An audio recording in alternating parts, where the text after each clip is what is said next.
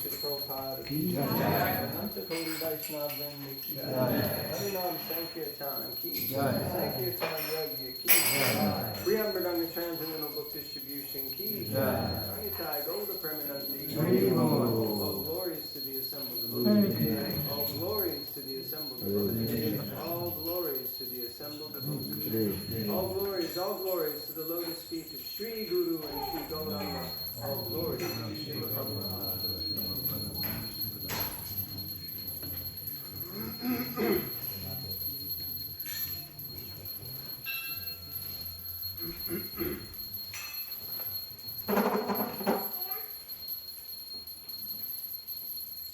So, Hare Krishna everyone.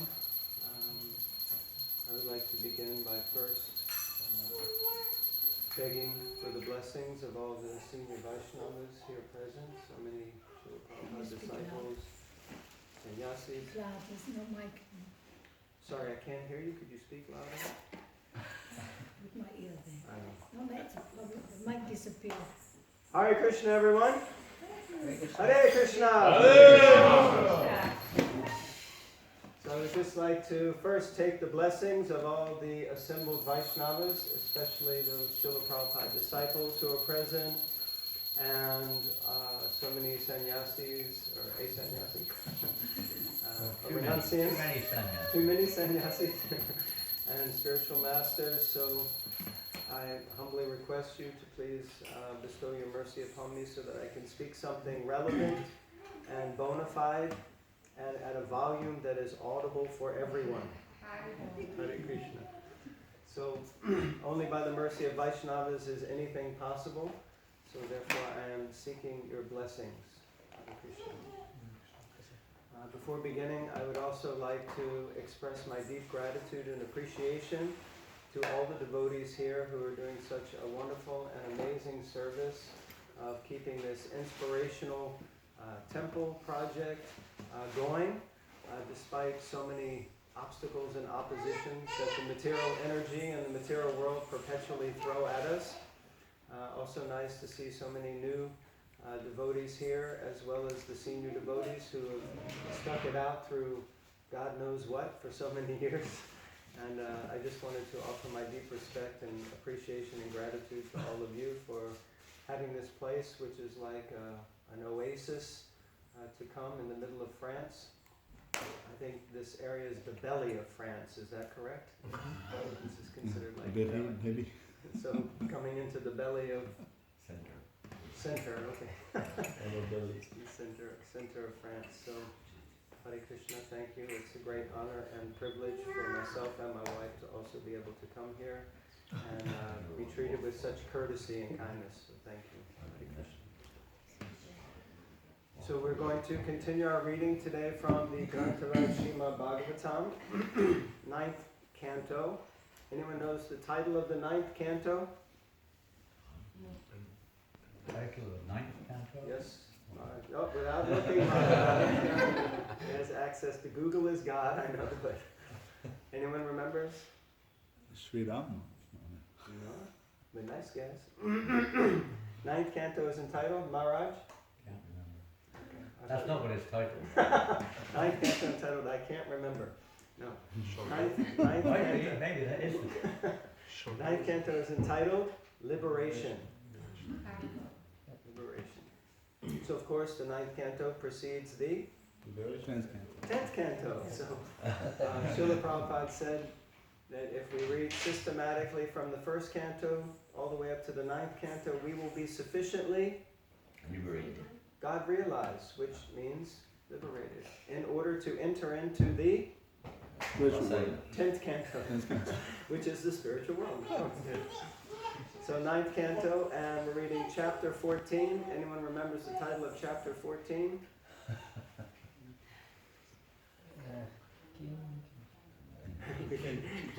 King Pururava, enchanted by Urvashi.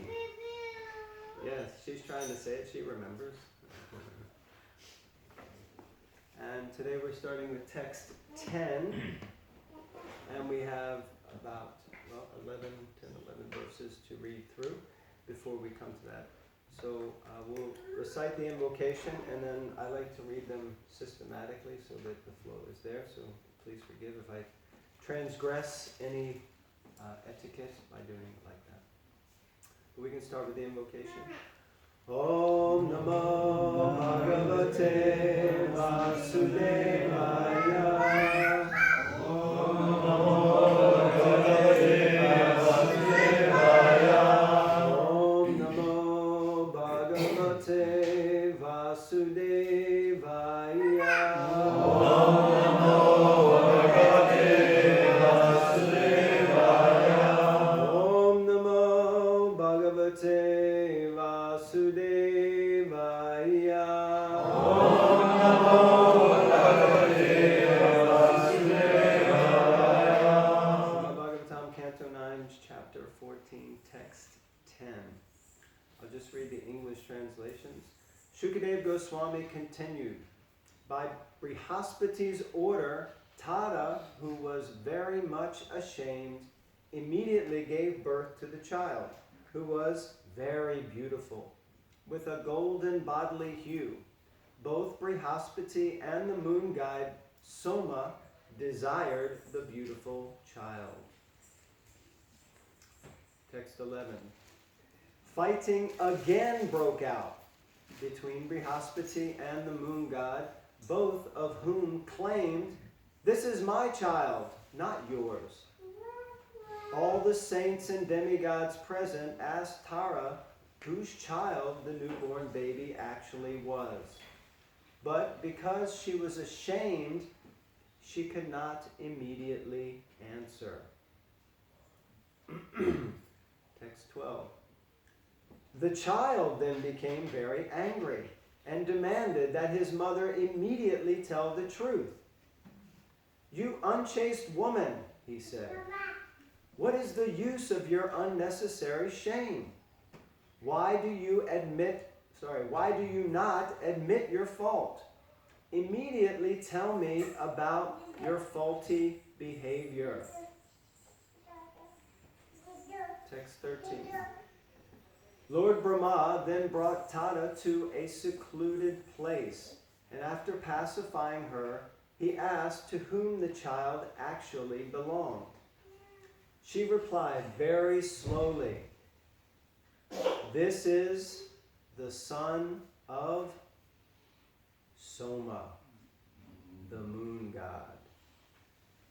Then the moon god immediately took charge of the child. Text 14. O Maharaj Parikshit, when Lord Brahma saw that the child was deeply intelligent, he gave the child the name Buddha. The moon god, the ruler of the stars, enjoyed great jubilation because of this son. 15 and 16. Thereafter, from Buddha, through the womb of Ila, a son was born named... Anyone remembers? Pururava, who was described in the beginning of the 9th canto. When his beauty, personal qualities, magnanimity, behavior, wealth, and power were described by Narada in the court of Lord Indra, the celestial woman, Urvashi, was attracted to him. Pierced by the arrow of Cupid, she thus approached him. 17 and 18. Having been cursed by Mitra and Varuna, the celestial woman Urvashi had acquired the habits of a human being. Therefore, upon seeing Pururava, the best of males, whose beauty resembled that of Cupid, she controlled herself and then approached him. When King Pururava saw Urvashi, his eyes became jubilant in the ecstasy of joy, and the hairs on his body stood on end. With mild, pleasing words, he spoke to her as follows. Text 19. King Pururava said, "Oh, most beautiful woman, you are welcome. Please sit here and tell me what I can do for you. You may enjoy with me as long as you desire. Let us pass our life happily in a sexual relationship." And in today's verse, text 20, you can please repeat. Urvashi uvacha asyasvaina sajeta manojistischa sundara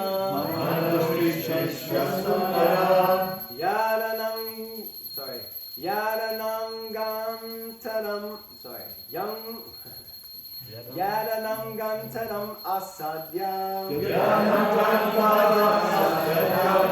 chabate hariram shaya.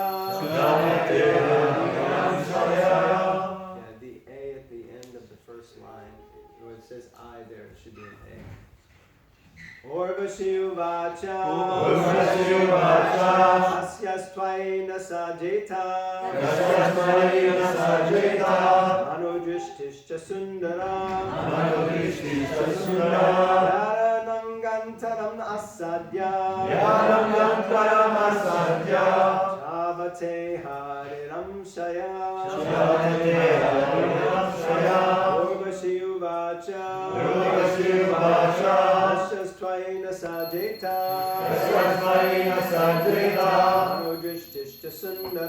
manojishtischa sundara yaranangantaram asadya chavate hariram shaya.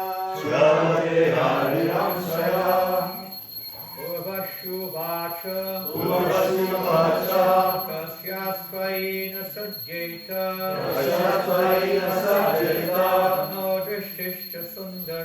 manodrishtischa sundara yadangantaram asadhya chavate hariram shaya. Urvashi kasyastvayina sajita manodrishtischa sundara yadangantaram asadya chavate hariram saya.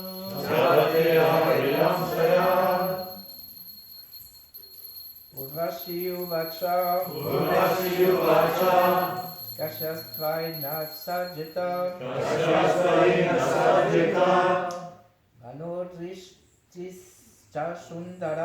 manodrishtischa sundara yadangantaram asadya chavate hariram shaya. Ladies, please. Urvashi uvacha kasyasvaina sajeta manodrishtischa sundara yadangantaram asadya chavate hariram shaya. Urvashi uvacha kasyasvaina sajeta manodrishtischa sundara yadangantaram asadya chavate hariram shaya. Urvashi uvacha kasyasvaina sajeta manodrishtischa sundara yadangantaram asadya chavate hariram shaya. Word for word. Urvashi uvacha Urvashi replied, Kasyaha, of which which woman? Of which woman? Wai unto you. Na. Not. Sajita would become attracted. Manaha, the mind. Dristi cha, and sight. Sundara, oh most beautiful man. Yat angantaram, whose chest. Asadya, enjoying. Chavate, gives up. Ha, indeed.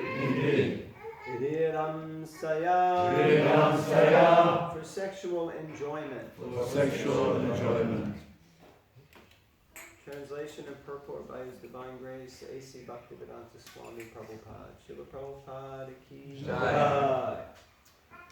Urvashi replied, O most handsome man, who is the woman whose mind and sight would not be attracted by you? If a woman takes shelter of your chest, she cannot refuse to enjoy with you in a sexual relationship. Purport.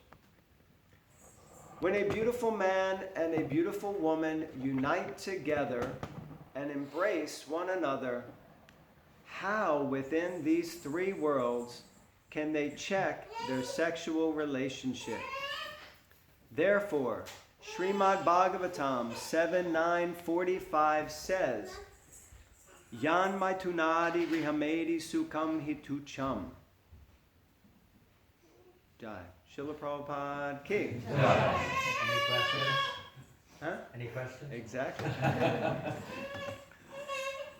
Om Gyanatimirandasya Gyananjana Shalakaya Chakshuram Militangena Tasmai Shri Guruve Namaha Shri Chaitanya Manobishtam Stapitam Gena Bhutale Swayam Rupa Kadamayam Yadati Swapadantikam Vandeham Shri Gurun Shri Yuta Parakamalam Shri Gurun Vaishnavamscha Shri Rupam Sagrajatam Sahagana Raghunathan Vitam Tam Sajivam Sadvetam Savadutam Parijana Sahitam Krishna Chaitanya Devam Shri Radha Krishna Padan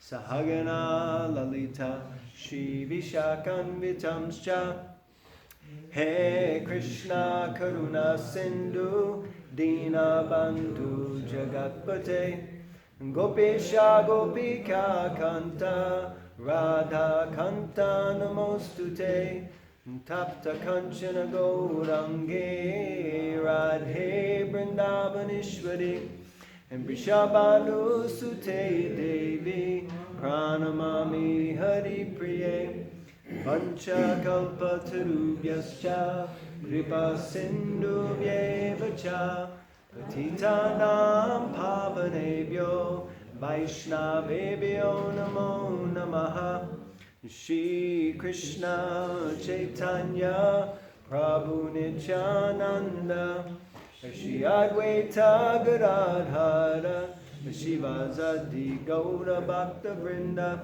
Hare Krishna Krishna Krishna Hare Hare Hare Rama Rama Rama Hare Hare. Srila Prabhupada ki jai. So the verse again, Urvashi Uvacha, Kasyas Twai Nasajeta Manudrishtish Chasundara Yad Angantaram Asadya Chavate Hariram Saya. Urvashi replied, O most handsome man, who is the woman whose mind and sight would not be attracted by you? If a woman takes shelter of your chest, she cannot refuse to enjoy with you in a sexual relationship. So, there's not so much time, many verses, and each one a whole opportunity to speak so many things. We were reading yesterday. We had the great fortune to be reading the Srimad Bhagavatam with Mother Krishna Charana Arvinda and Gopaswami Prabhu. And it was really delightful to sit and read and discuss the Bhagavatam together with exalted and senior devotees who have so much realization. Unfortunately, I don't have so much realization, but because I've been requested to speak, I will try to speak and share something. For me personally, I find reading the Bhagavatam is such a wonderful opportunity to see what Krishna is trying to tell me today. You know, when we open the pages of the Bhagavatam is non-different from the Supreme Personality of Godhead. And we also have the words of his pure devotee, who Srila Prabhupada, he himself said, I didn't write these purports. These purports were actually written by Krishna himself. So hearing from the Bhagavatam is non-different from hearing from Krishna. So I'm quite a practical person, so I like to see what is the practical application of the teachings of the Bhagavatam that can be implemented or put into my life. So as I was reading through these verses, a few things came out. The first one is that men definitely have a strong tendency to fight over ladies. And I was thinking how in most species of life, actually, the male is the most ornate and beautiful of species. But in the human species, the woman is called the fairer sex.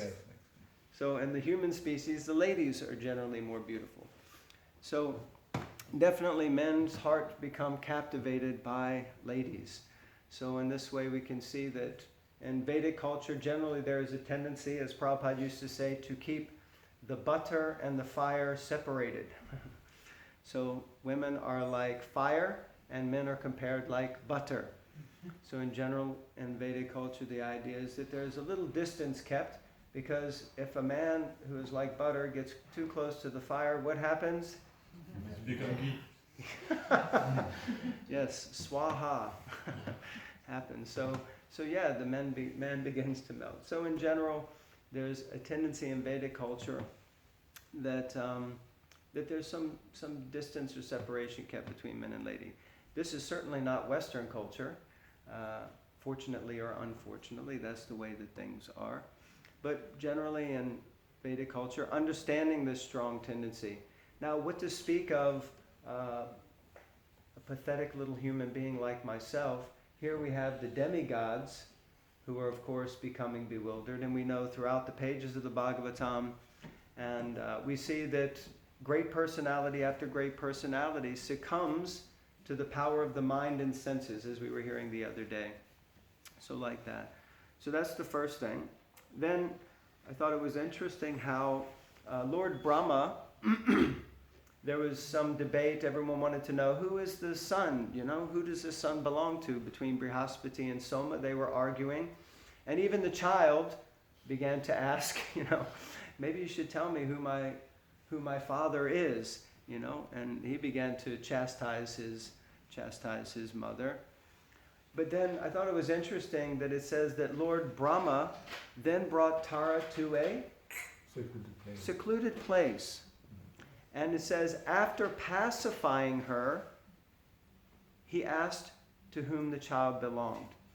And I was remembering how sometimes the instruction is there that when we want to chastise someone, it's not necessarily the best thing to do it in public. Sometimes it can happen that a chastisement comes in front of everyone and it embarrasses, or someone's embarrassed in a certain situation, then, to calm them, and especially this may be the case with ladies, but to take them to a secluded place and pacify them, because we can all easily become anxious when we're on the spot and put in the spotlight. So sometimes this might be something to consider. And once she was pacified, then she immediately expressed and explained who the child belonged to. The child was named Buddha. And it mentions the curse by Mitra and Varun to the celestial woman Urvashi. Anyone remembers how this came about? Anyone remembers the origin of Urvashi? Where did Urvashi come from? I read the four canto, no? Sorry? In the four canto, Narada Muni talk about Ramjana and Urvashi who met together in the city of 9 doors. Okay. No, 9 gates, yeah. Yeah, very nice. Thank you. That's all I know about that. Okay, thank you for sharing. Very kind. Prabhuji, you were saying from Narayan. From Narayan Rishi. That's right, yeah, from Narayan Rishi. Actually, the Cupid himself, as well as many beautiful ladies, were sent to Badrik Ashram or Narayan Rishi, were performing austerities because Lord Indra, yet again, was concerned about his position, being usurped as the king of heaven. So he wanted to tempt Narayan Rishi, and when Cupid went there and tried to tempt these two exalted sages, they weren't disturbed. They weren't disturbed at all.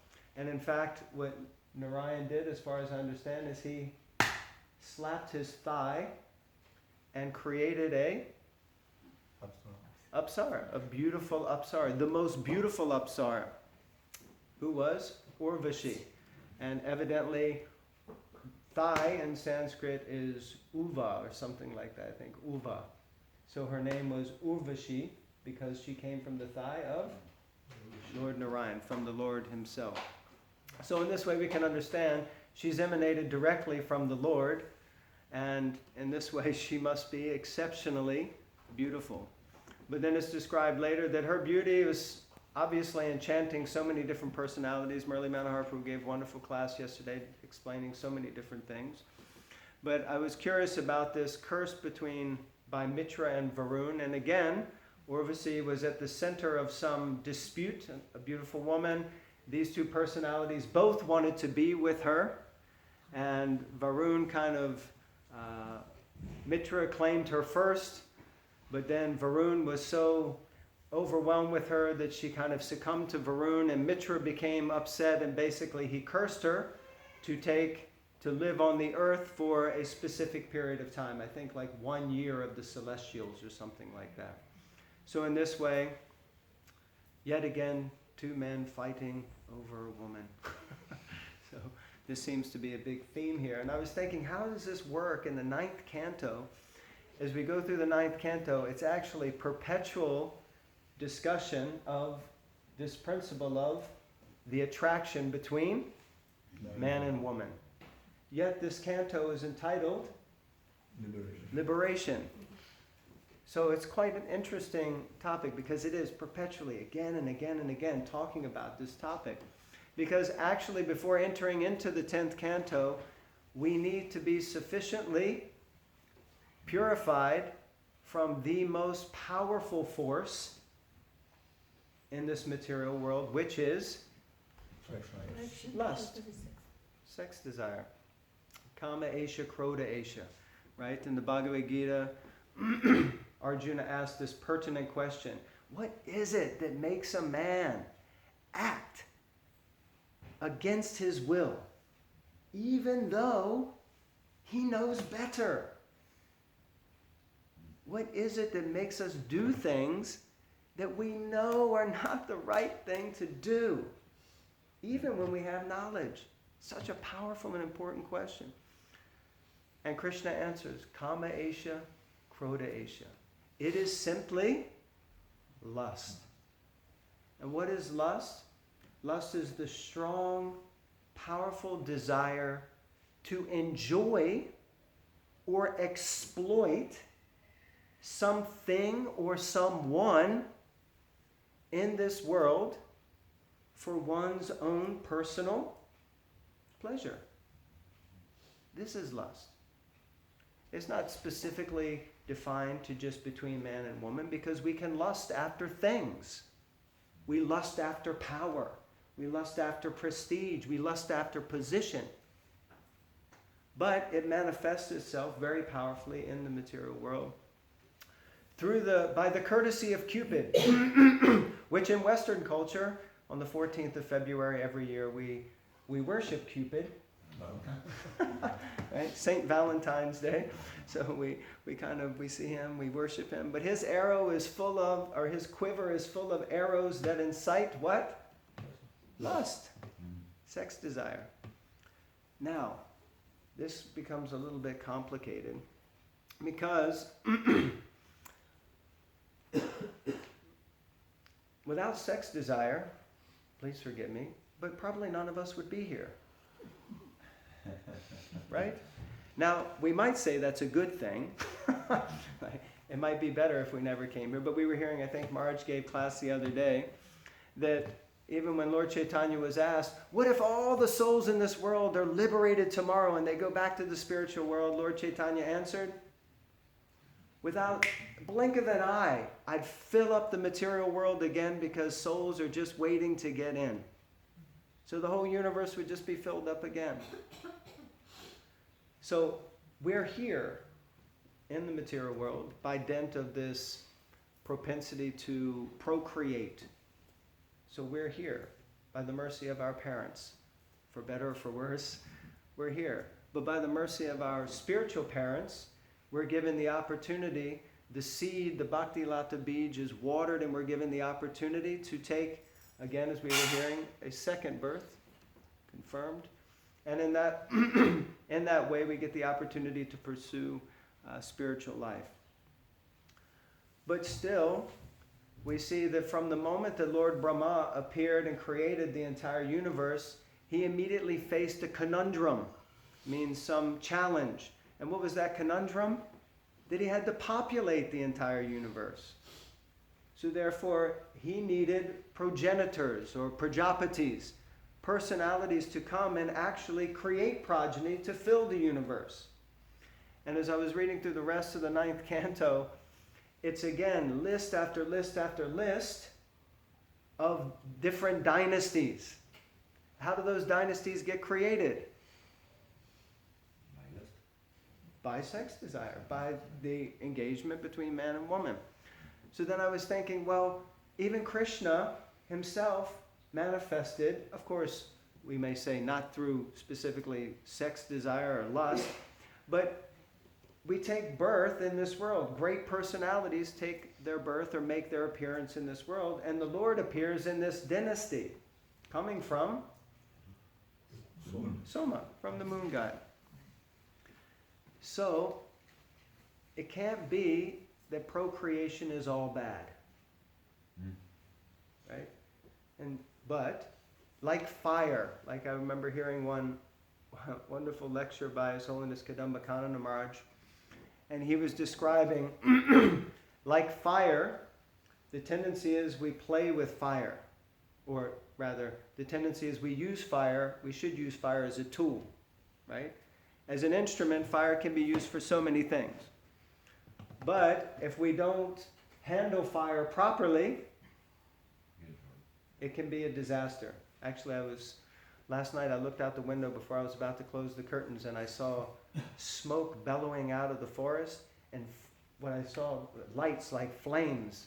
So I immediately messaged Kantarvika Mataji and Lochan Prabhu, and I said, I'm not sure if I'm seeing correctly, but I think the forest might be on fire.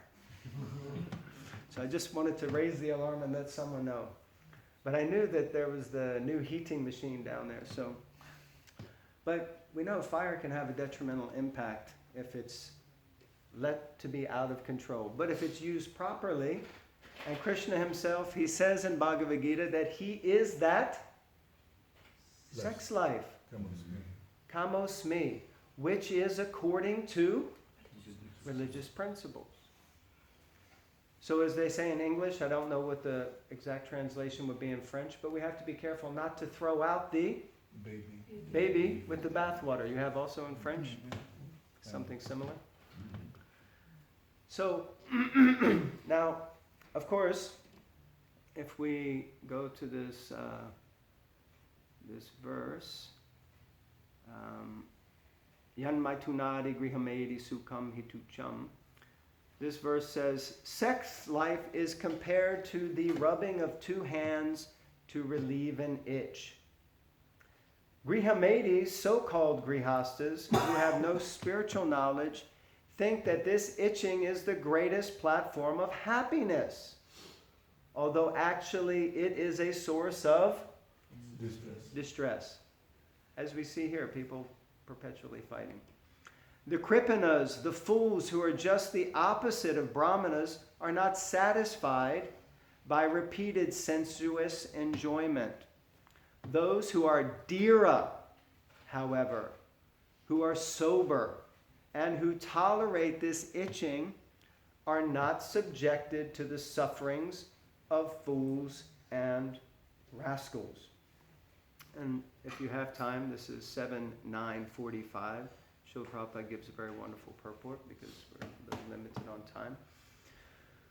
I won't read. So we see this, Prabhupada quotes this verse, explaining that the distress is when we think that sex life is the greatest platform of happiness, which is what most people in the material world are thinking. Most people are thinking like that. But devotees are meant to understand that param drishtva navartate, that there is a higher taste, a param drishtva. And that higher taste is actually bhakti yoga, to engage in the service of the Lord, to engage our energy in the service of the Lord. And how do we do that most practically in this age of Kali? What is? By chanting Hare Krishna. This is the sublime method for reviving our dormant Krishna consciousness. Hare Krishna, Krishna Krishna, Hare Hare, Hare Rama, Rama Rama, Hare Hare. Of course, although we hear in Shikshastakam that there are kind of no real rules or regulations in chanting the holy names, Prabhupada said that you can actually chant Hare Krishna for thousands of lifetimes. Because chanting Hare Krishna doesn't just mean shnika shnika ram ram hari hari ram ram shnika shnika haki haki haki haki whatever. And then pull the beads and say Hari Bol.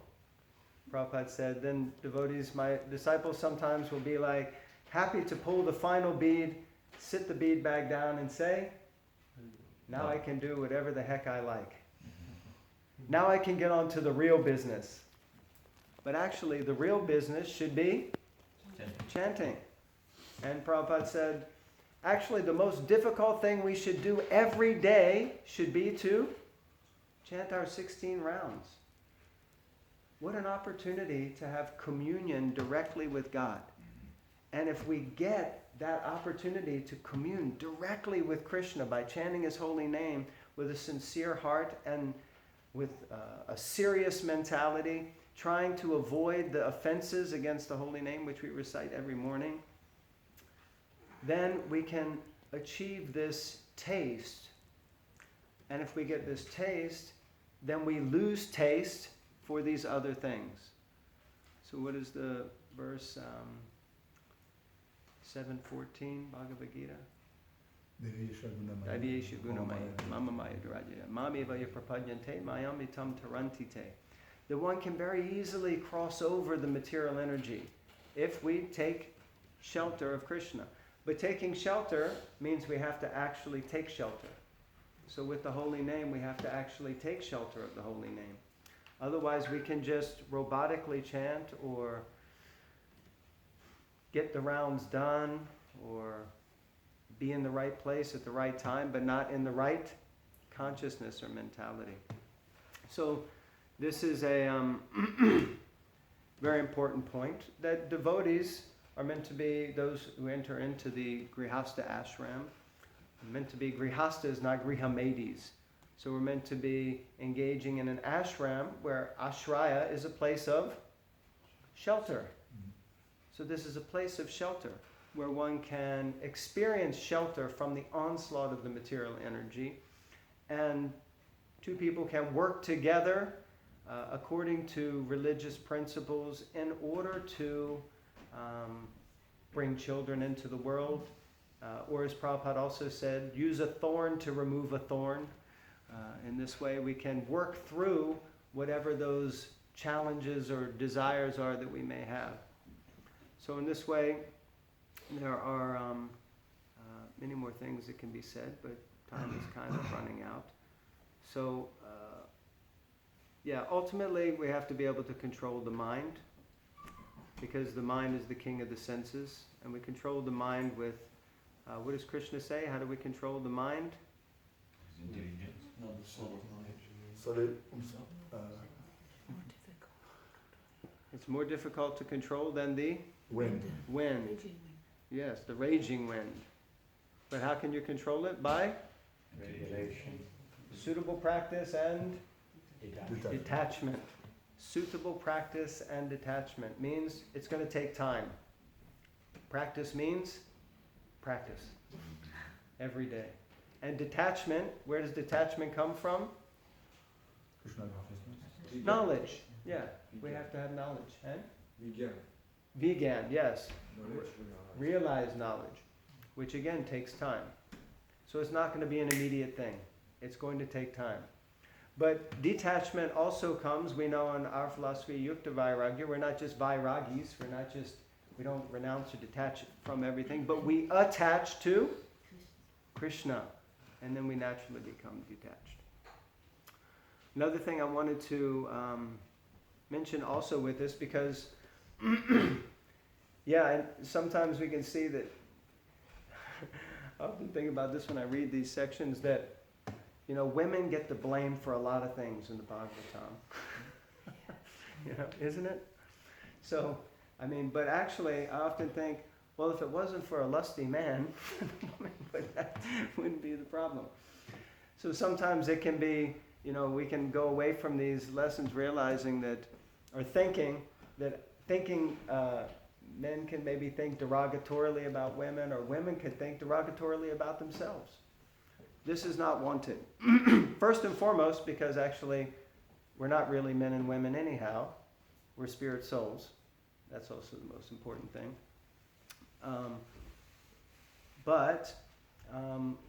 We should really try to have deep respect for one another, regardless of whatever our bodies. And yesterday as we were reading that the best way to actually come to the pure platform of worshiping the Lord, we have to have respect and appreciation for all living entities. Right? We were hearing all living entities. In fact, Lord Kapila Deva explains to Devahuti that if you worship my form of the deity in the temple, but you don't respect other living entities, then this is just imitation worship. He doesn't even accept it. It's just an imitation. It's just pretend. Because he's present in the heart of all living entities. So in this way I was thinking that, creating a community founded on deep respect and appreciation and gratitude. But it's so easy to be ungrateful in the material world. It's so easy to become derogatory, and also easy to speak sometimes without a controlled tongue and say things in a way that are harsh or rude, and from an uncontrolled tongue through an innocent ear, it goes into the heart of someone, and it can have such a negative and derogatory impact in the heart of another person that could damage their bhakti lata bij, their creeper of devotion. So how much we need to learn to respect and appreciate. In the Bhagavad Gita, Krishna speaks about the austerity of speech. And he says it consists in speaking words that are truthful, pleasing, beneficial, and not agitating to others. And also in regularly reciting Vedic literature. So they sometimes say, if you don't have something nice to say, better to not say anything. But we say, if you don't have anything nice to say, better to chant Hare Krishna. So like that.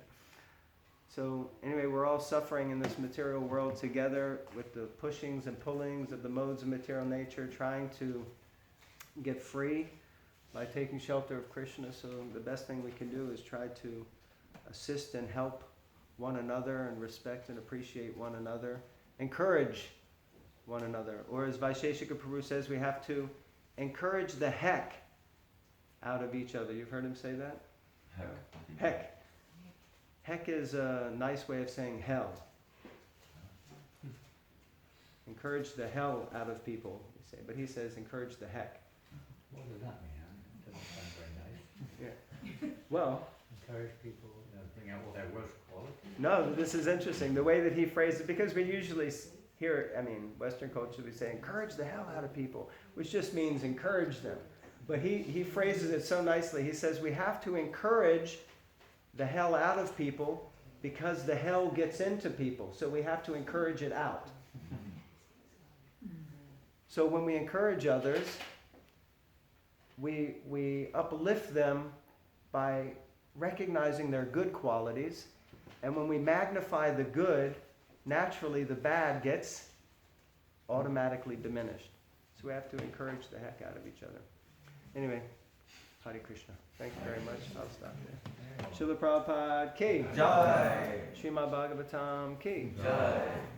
So, over time, don't know if we have time for any questions or reflections or...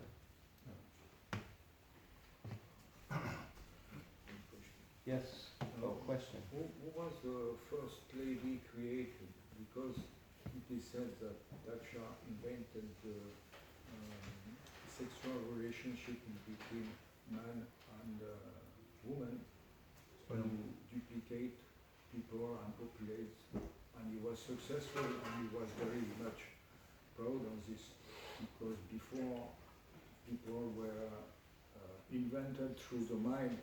And there was no sufficient and quick population.